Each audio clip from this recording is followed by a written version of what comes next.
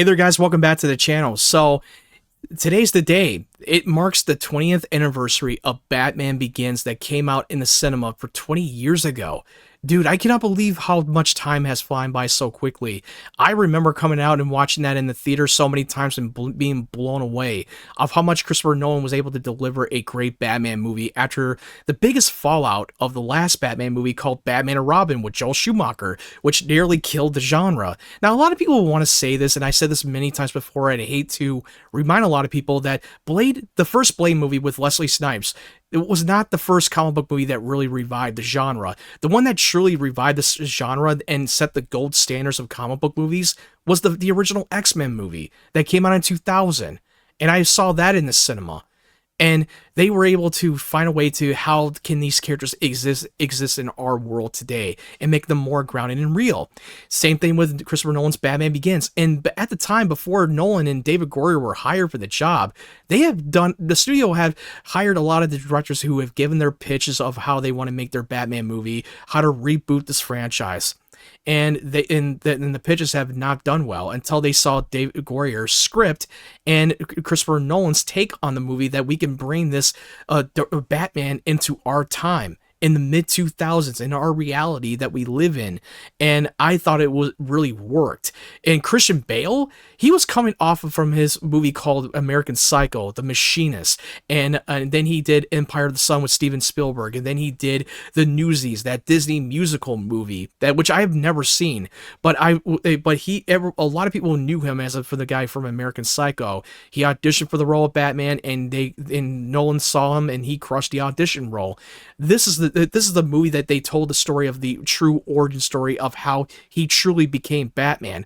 Most of these past iterations, like the Schumacher and Tim Burton, they didn't really show an origin story. Sure, they showed that Bruce Wayne's parents getting murdered in the dark alley, which that's fine.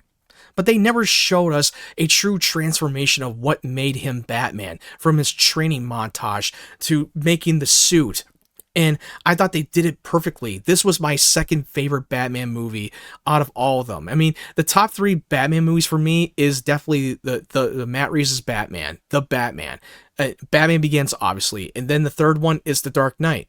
And if it weren't for this movie, I don't think that they never would have done The Dark Knight, and The Dark Knight wouldn't be where they are now today. A lot of this movie is one of those times where this movie it's not talked about it enough, and I wish that they mentioned it more. It deserves to be celebrated and not to be forgotten.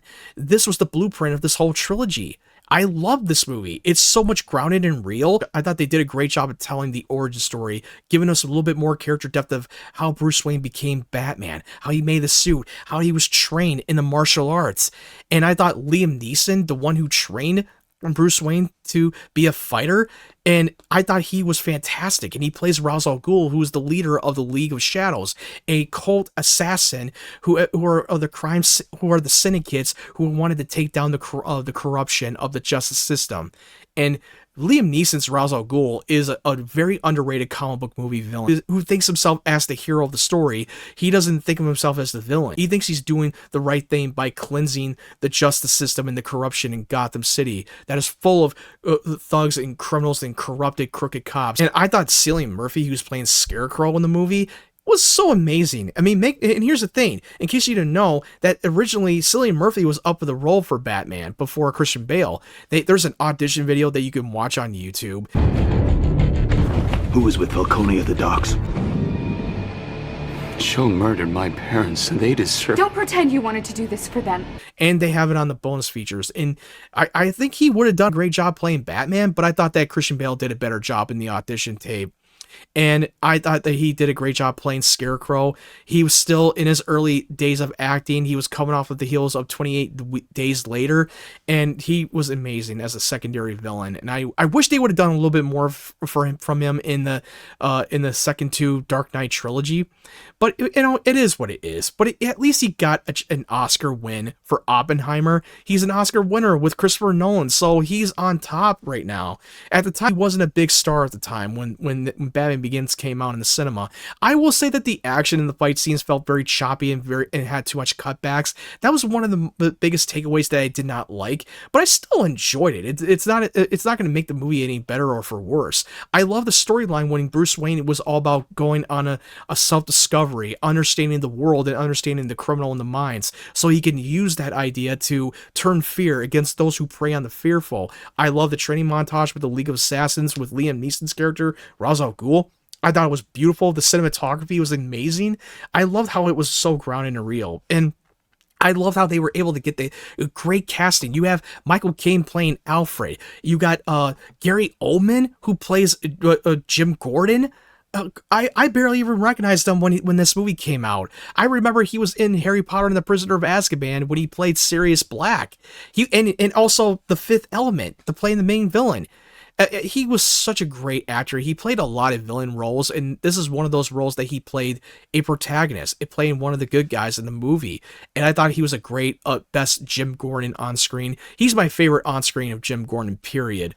And you got Morgan Freeman, who is playing Lucius Fox, who is making all the gadgets for Bruce Wayne. I love that. I love his banter with the cast, especially with him and Bruce Wayne. It was so good. The Tumbler, which is the Batmobile, it looked like a tank, and I dug the Batmobile. And I love how he's able to learn how to drive the Batmobile, and he asks Lucius Fox, he says the thing, does it come in black?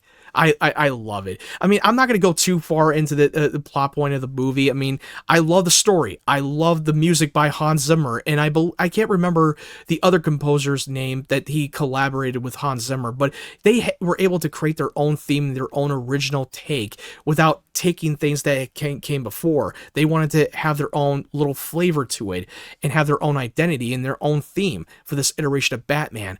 I love the bat suit. I love how terrifying he was, and yeah, he does the Batman voice. It was tolerable for the first movie, but then after the second and the third one, the Batman voice kind of felt a bit of a turnoff and a little bit laughable. But I get it. He wanted to have a deeply growl voice to conceal his identity.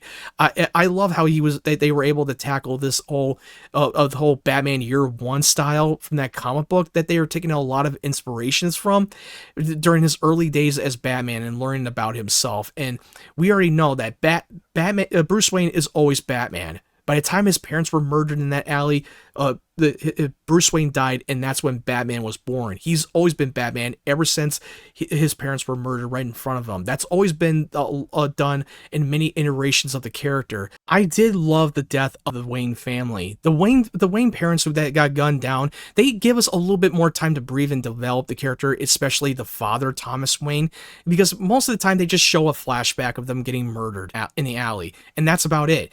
But in this one, you give us a little bit more depth, and you make us care and make us connect with them, even if we get to know them for a short amount of time.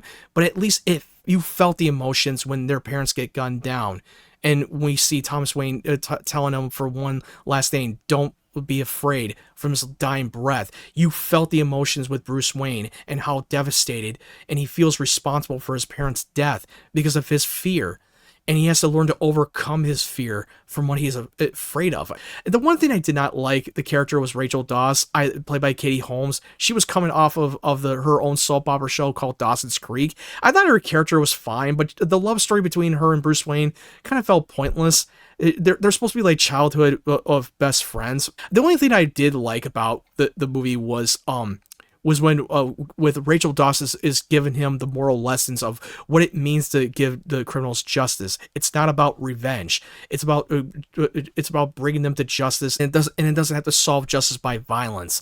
I love that. That was the only best part about I liked about the movie. And you got Tom Wilkinson, who's playing Carmine Falcone, a crime boss in Gotham. Great casting. I loved it. Nolan really nailed it. I mean, he was coming off of the heels of his other two past movies that was a cult hit, which is Insomnia, and then he did Memento, which is a big of a mindfuck of a movie. And Nolan was able to tackle a great comic book movie without trying to be a comic book movie. It felt like a real film that has a comic book character living in our world.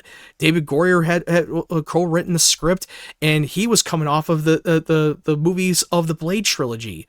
And I thought David Goyer really nailed the screenwriting. I really did. I thought it was a great entertainment. The pacing was on point. It flies by every time I watch this film. I thought that this is a movie that it's so underrated, and I wish this movie gets celebrated a little bit more and gets mentioned more. But anyway, what did you think of Batman Begins? Did you love it? Do you think it still holds up today? Let me know your thoughts in the comment section below.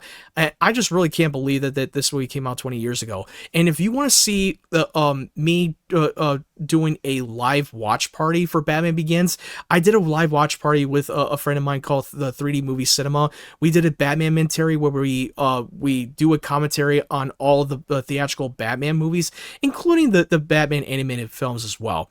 So if you want to check out the Batman Begins commentary, I'll put the link down in the description down below so you can see us geeking out, going far in depth with the film from scene to scene. So let me know your thoughts on Batman Begins in the comment section below. And if you like this review, make sure you hit that like button. And if you're new to the channel, make sure you hit that subscribe button and turn on the bell notification so you know when my videos are up. And if you want to follow my social media platforms, the link tree will be down in the description down below. Anyway, thank you guys for watching. I hope you guys have a great day, great evening, wherever you're from, and stay tuned for more of my content.